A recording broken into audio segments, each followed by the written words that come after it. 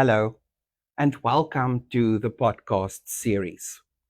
In this edition, we welcome back subject matter expert Dr. Cindy Stephen on poisons and ingestions. So, Dr. Stephen is the head or the director of the Poison Information Center at the Red Cross War Memorial Children's Hospital, and she has a keen interest in pediatric poisoning and pediatric toxicology. And today, Dr. Stephen is going to discuss with us the seriousness of poison and poison ingestion in children as a burden in South Africa. So, Doctor, welcome, and thank you for coming back by popular demand. Thank you very much. And thank you to everybody, and thanks, Jane, for the invitation to come back again. You're welcome. I'm always glad for the opportunity to discuss the issue of the burden of poisoning, particularly in children and particularly in our country. Right. So can I describe a little bit of that to you? Absolutely. How serious a problem is it? So it's when you compare it to many of the other health issues in our country, it doesn't look on paper to be as serious as, for example, malnutrition or tuberculosis or HIV or many of the infectious diseases, right. Pneumonia, gastroenteritis. But nevertheless, it accounts for about 0.4% of all under 5 deaths in South Africa are due to poisoning. And of note is that's double the global percentage, which is only about 0.2%. So to start with, we realize that if we live in low middle income countries like our own, the chance of poisoning is double that of the rest of the world. And certainly the outcomes are considerably worse in our setting. So in that sense, it is a big burden.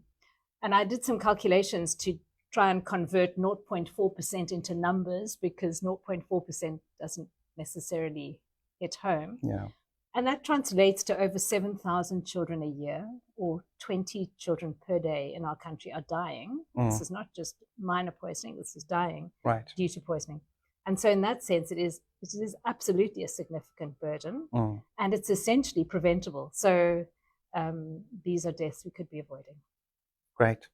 So when we look at those statistics, I mean, it's quite frightening to see what proportion, when we break down the age category, children 0 to 13 years is probably the ones that are affected by it. Of that group, which are the ones that are more at risk, if I can put it that way? Yeah, so you're absolutely right. We'll talk a bit later about our poison helpline service, but half of those calls, or over half, concern children 13 years and younger. But within that group, the most at-risk children are the under 5s, and particularly the 2 to 3-year-olds. Because of their curious nature, the fact they don't understand dangers necessarily. They love to put things in their mouths, they explore. So they are the particularly vulnerable group. The under 5s and the 2 to 3 toddlers, 1 to 3-year-olds probably. So in the literature review, some of the interesting thing that leaped out at me was that boys seem to be more susceptible than girls. Yeah. And it's always an interesting thing for me. Is it because they are naturally more curious? Is it because parents feel that, it's a boy, he should stand for himself? I always have this feeling that we do somewhat leave or forget the boys in terms of parenting. I don't know if that's the same in your experience. No, it is. So for us, boys are more commonly affected than girls. It's not such a huge differential, but certainly a little bit more boys than girls. And I think you're right. I think for injuries generally in children, boys, and poisoning falls under the big umbrella of injuries. Right. Boys are more susceptible, and I'm sure it's all those things that you've mentioned, that they perhaps more adventurous, more courageous. Although we gender stereotyping, which is always a dangerous thing to do. But you are right, boys tend to be more vulnerable and therefore should be more protected. More protected, yeah. So I think, I think for parents and caregivers out there, is to maybe be extra vigilant, with boys, and not just to let them play or roam freely, but to be cognizant that they may actually require additional supervision because of that curious nature. Absolutely. And in that way, we might be able to prevent more of these unfortunate incidences of accidental ingestion. Absolutely. So, Doctor, when you look at the cases and the types of causes or the types of poisoning that occur, I mean, we've had a discussion before, and I know the question is how long is a piece of string, because they're also very different and they all get treated very differently. But maybe you can walk us through those different types of poisons again. Sure, thanks. So medicines, pharmaceuticals account for half of all poisonings across the board, across the age groups, but for children as well. And those poisonings, I mean, they really make up the bulk. And normally children either come across medicines that were not stored. Parents often forget to put away their own tablets, or they're treating another child in the house and then they leave medication next to the one child's bed or chair where they're sitting. So medications are a high cause of poisoning in the younger age groups. Again, for children who are living without as much supervision as would be ideal. Right. In the streets, roaming in the streets, people throw their medications into the waste and they end up on dumps. And we have quite commonly children who've been playing outside, find tablets on a dump, think that they're sweets and eat them. So tablets account for a large number of our poisonings. And they vary in severity from minor to very severe. So it is difficult. In terms of how long is a piece of string, some of these tablet ingestions, like oral contraceptives, for example, children like those. They're often around, they look pretty, they don't cause any harm of any note. And yet, when a child finds some antidepressants or blood pressure medication that belongs to a even diabetes caregiver, or diabetes, right. Exactly, that can cause very severe poisoning that will result in a child in ICU or even potentially dying. So it's a big range within those pharmaceuticals. So that's the medications. The next highest group, accounting for about a quarter, are the chemicals, so household, what we call handyman chemicals. And that again ranges from minor dishwashing liquid to drain cleaner, which of course is a thing that causes chemical burns. It causes caustic damage to the mouth, to the esophagus, between the mouth and the stomach, and that can cause very severe injury.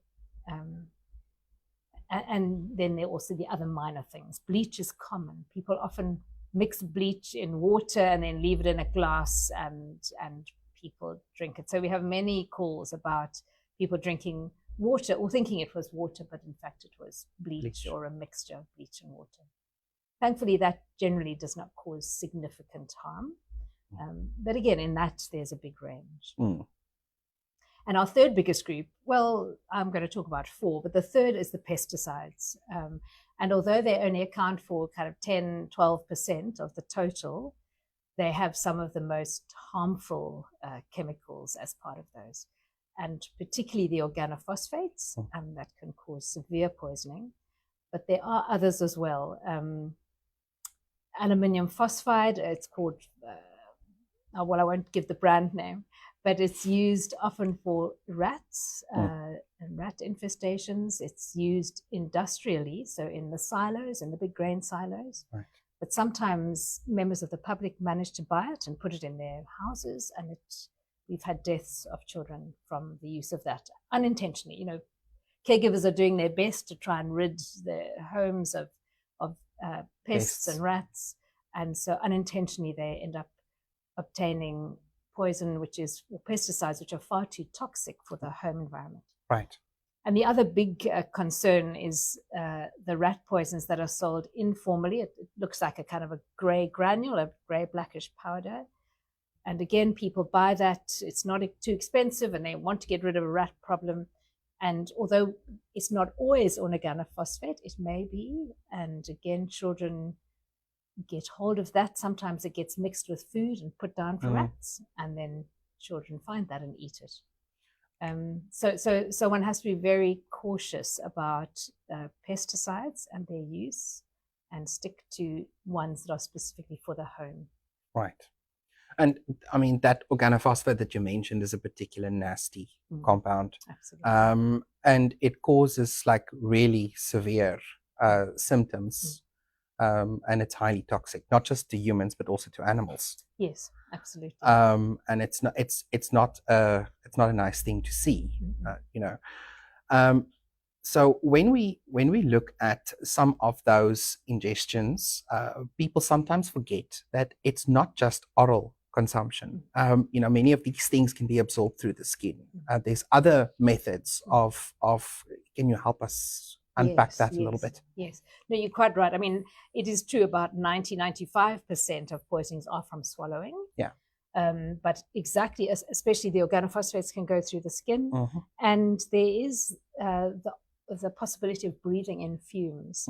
So that that pesticide I mentioned just now, aluminium phosphide, it's the fumes that kill. And there have been a couple of cases, I'm sure you've been aware of, the couple in Durban in their flat who died because a pest control company had put this particular product, aluminium phosphide, in an adjacent flat, and the fumes had actually extended through into their flat, and they died. And we've had children also, same thing. So that's from inhaling very toxic fumes. It's a small proportion, but it can be catastrophic. Right. And of course, the other way that one can get poisoned, which was going to be the fourth group, are the bites and stings. So we're talking snake bite, scorpion sting, spider bites. And there are some plants, but that's swallowing. But in terms of the other way, so mostly it's through ingestion, through swallowing, a little bit through the skin, a bit through inhaling. And then there is about 4 or 5%, especially at the moment, where children are exposed to bites and stings from venomous creatures. And that, again, can cause very severe illness. Right. Yeah. And at this point, I think maybe it might be a good idea for us to talk about, you know, what do doctors do? What is the treatment in poison? And I'm asking it in the context of, you know, parents and caregivers. That first reaction is panic. And their first port of call before doing anything else is to run to the emergency room. And sometimes it could save people time and money if they were aware, you know, what the treatment protocols are. Absolutely. Yeah, thank you.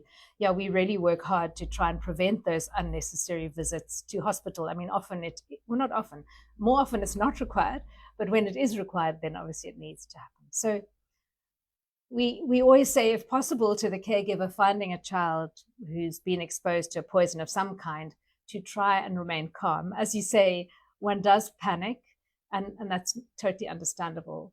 But for the child in particular, it's helpful if you can stay as calm as possible, assess the situation. If the child has spilt something on them, the most important thing to do immediately is to rinse that off the child. It doesn't really matter what it is, just rinse it. So rinse the skin, the body, rinse the mouth.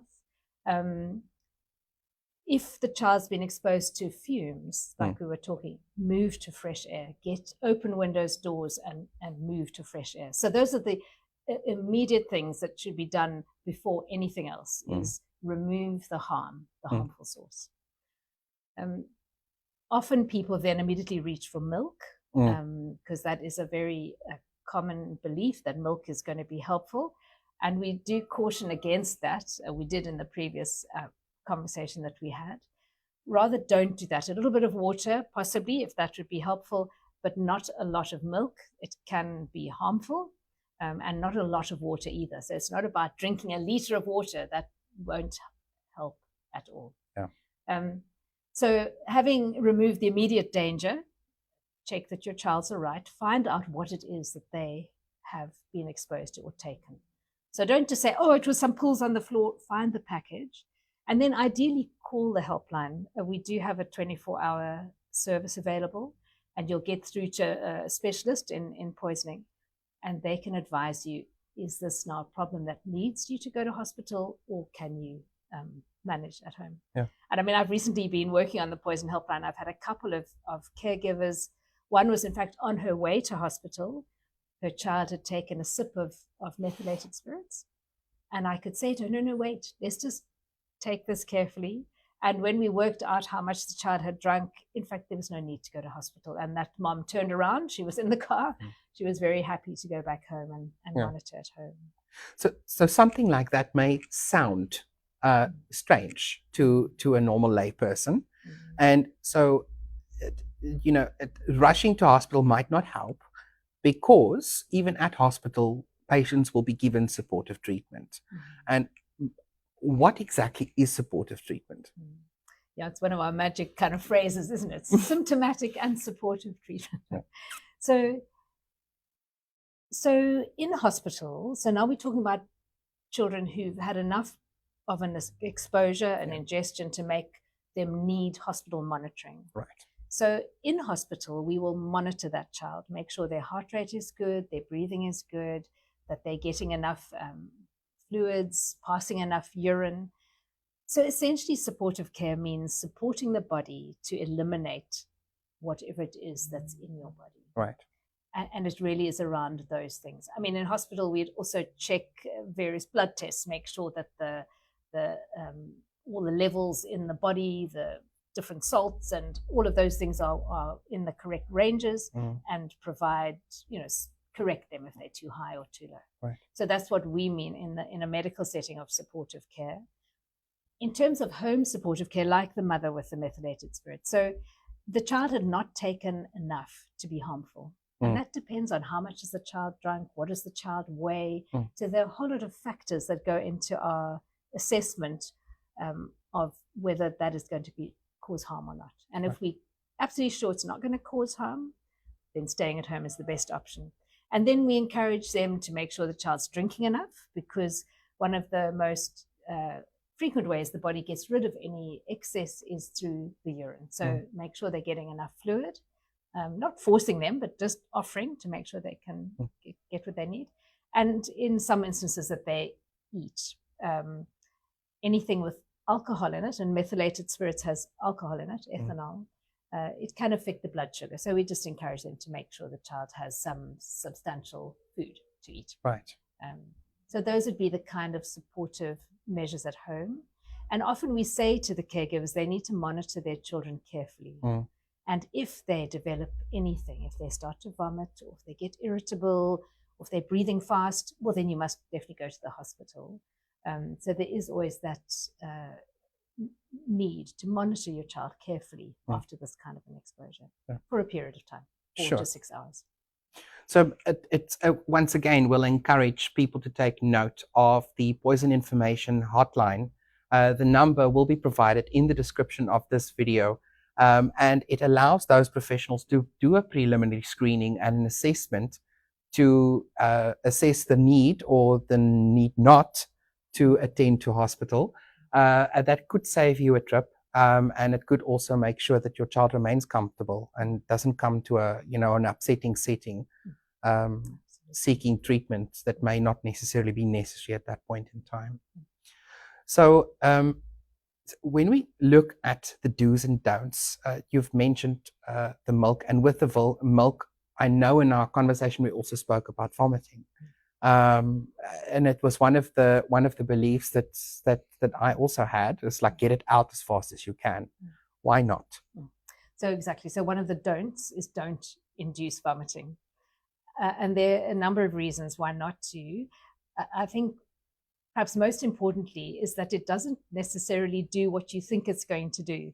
So we imagine, well, if you induce vomiting, then everything will come out of the stomach, and that's not the case. So our bodies are not like that. So although something will come out and you might feel that everything's out, in fact, the substance, some will still remain in the stomach, and it gets absorbed very quickly. So by the time you found your child and you're trying to make them vomit, a lot of that has in fact been absorbed. Right. So the imagined benefit does not outweigh the risks, and there are a number of risks. One is that you can cause damage, sticking fingers down babies' throats or children's throats. The other thing is that some substances will cause damage if they are vomited up again. And one of those is drain cleaner. So you've already swallowed something which is causing a chemical burn, and now you vomit it up again and you repeat the injury. That's one. The other, very importantly, is paraffin. Now, paraffin is one of the common household chemicals that we still have a lot of children drinking. It's often stored in a cool drink bottle, or it's unmarked and they take a drink thinking it's cool drink. If you cause vomiting in a child who's drunk paraffin, that paraffin can get into the lungs and it causes quite significant harm to the lungs. So again, with any of the paraffin, petrol, any of the what we call the hydrocarbons, we don't want a child to vomit if possible, because that increases the chance of inhalation. Having a bad outcome. Yeah. Oh. So those are all the reasons why vomiting is not beneficial and it can cause harm quite significantly. So definitely no vomiting. Unless it's spontaneous. Obviously, if a child vomits spontaneously, there's nothing you can do about that. Right. Do not induce vomiting. So let us take one step back to that myth about the milk. And in our conversation, you also mentioned the reason why people should avoid it. And I don't think that people always realize that something as simple as milk could interact with something that you've consumed. And the example we spoke about was the mothballs. Yes, exactly. Just help us understand that again. So there are some substances. Mothballs are one. The essential oils are another. So a lot of people use eucalyptus oil or citronella oil. They have these essential oils in their homes. Those are all, their absorption from the stomach is enhanced by any fatty foods because they are themselves fat soluble. Right. So if you drink milk or any fatty food, actually, the absorption of mothballs, and those can be really harmful, and the essential oils is increased. So rather than helping, one is in fact making the situation worse, which is why we recommend a bit of water if wanted. So don't force a child to drink water, but if they want a few sips, that might help to rinse the mouth or dilute things a little bit. But remember, the stomach has liquids in it already. So it's not as though one's stomach is sitting empty and then in comes the poison. It already gets a bit diluted with the kind of stomach juices that are there. Because I think people often think that by drinking a lot of milk or water, they help to flush things out. And although it's a good thought, it doesn't really work exactly well into like practice. Yeah. Okay. So those are looking at the do's and the don'ts. Maybe some of the things we can also explore are the bites and the stings.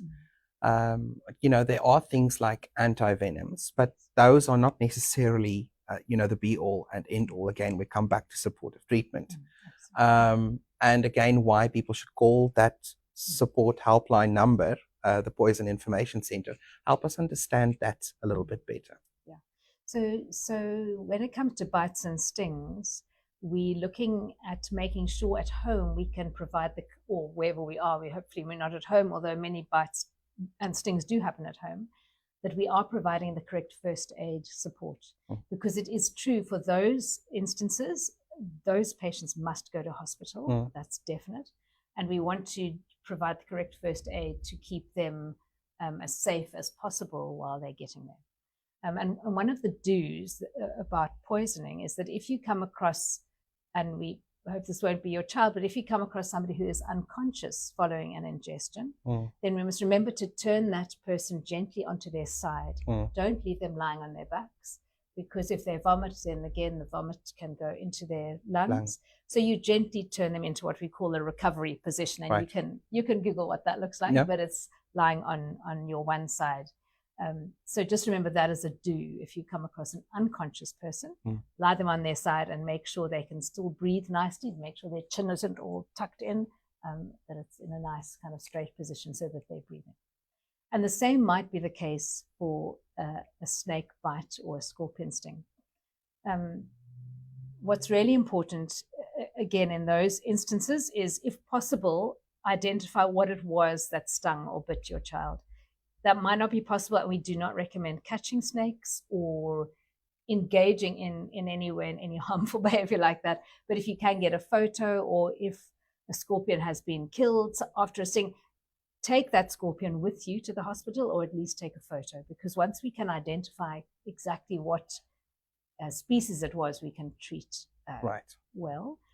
As I said, for any venomous encounter, snake, scorpion, spider, marine stings, go to hospital. Try and keep the child calm. If it's a snake bite, we like to keep that bitten part as still as possible. So one can put a gentle splint on like you would for a broken bone, but I wouldn't spend time doing that. Yeah. But if one has something that you can gently put around the limb or carry the child, don't let them walk, because walking or movement helps the venom to get absorbed. So we want to keep them as calm and as quiet as possible. Once in hospital and we know what it was, we can provide the correct care, which, as you say, could be antivenom.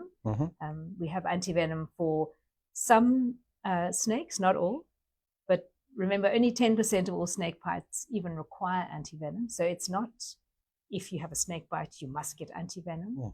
It's only for a select few of the very venomous snakes.